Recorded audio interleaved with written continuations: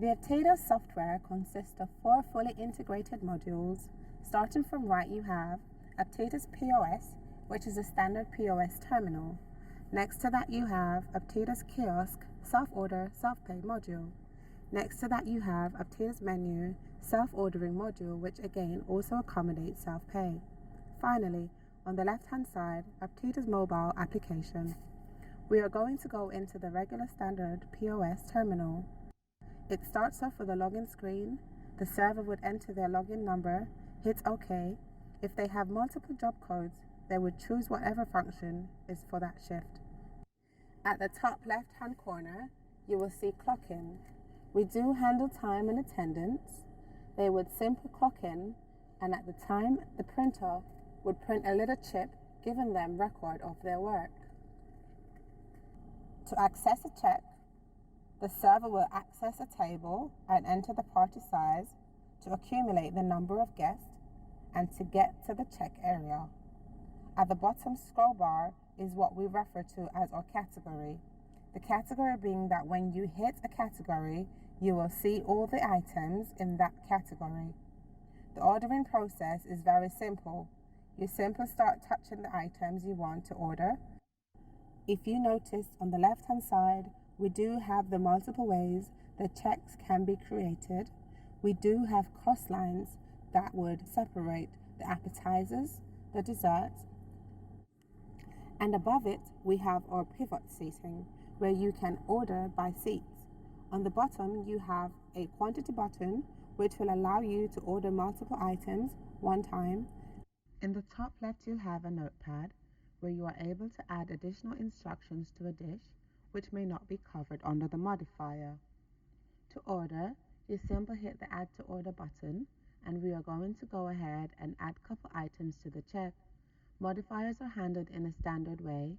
If you choose an item that has choices, the modifier screen will come up populated and you can make the appropriate choices at that time to order.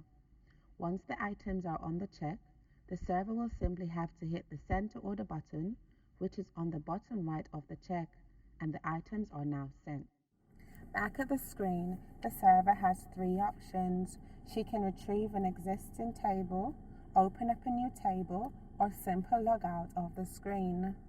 To tender a check, the server will retrieve a table. On the top right, we have a process payment screen. By touching that, you will go to the close screen.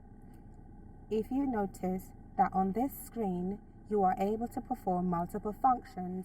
You are able to void, discount, comp, with or without managerial intervention. You are also able to print the check, top button on the right, and you will be able to print your check. Tap the button on the right and you will have all your tender keys. To tender a check, you simply select tender key. That's appropriate. It will ask you if you need to pay the full check with that tender key. In this case, you're going to say OK. Check is now closed. We offer an option to either print the receipt, email the receipt to customers, or have no receipt. If you want to open up another table to add a couple items to it, you now create another check. We are going to perform 2 functions.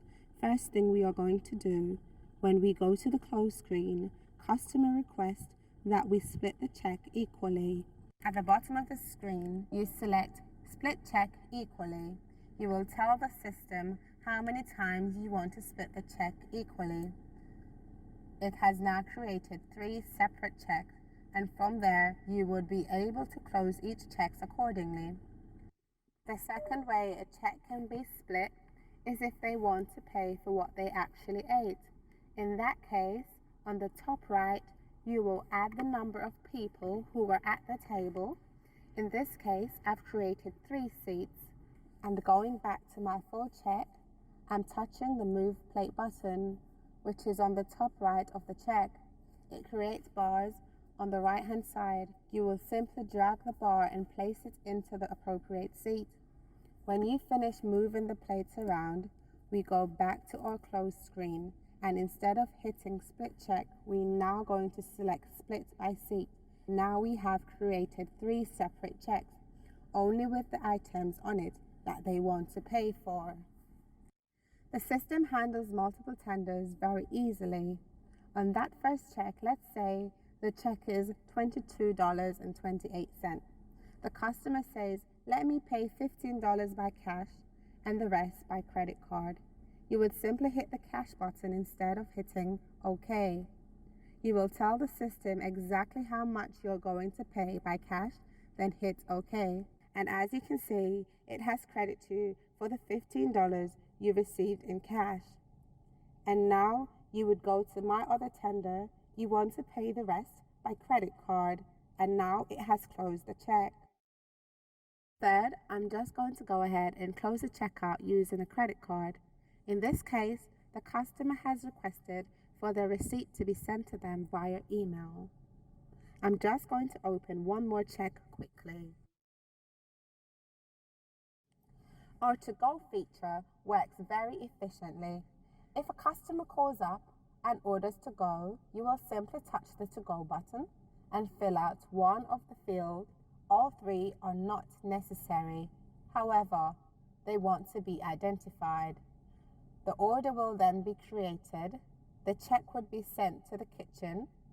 When the customer arrives and says, I'm here to collect my order, the cashier would select to go back into the to-go button. You will have a list of to-go orders that are pending. You simply bring up the order. At this point, you can select to add on to it.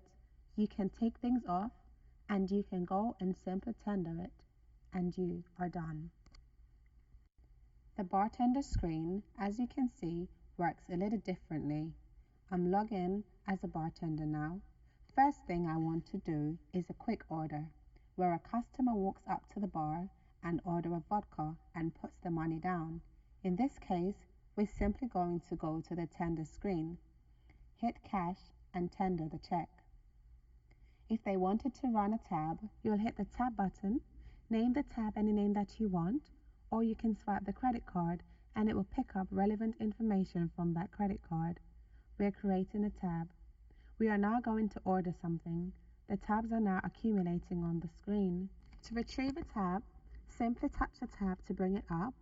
I can order another one, and again to tender, procedure works the same way. I'm then going to close the check.